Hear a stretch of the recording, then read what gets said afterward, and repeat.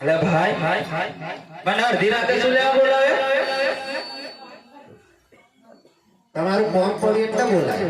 અડધી રાતે કઈ કોમ પડતું ને કોઈ અડધી રાતે તમારી ભાભી છે ને રેતીના રણમાં થાકી ગઈ છે. થાકી ગયો છે એમ? થાકી ગઈ. શું કરવાનું છે?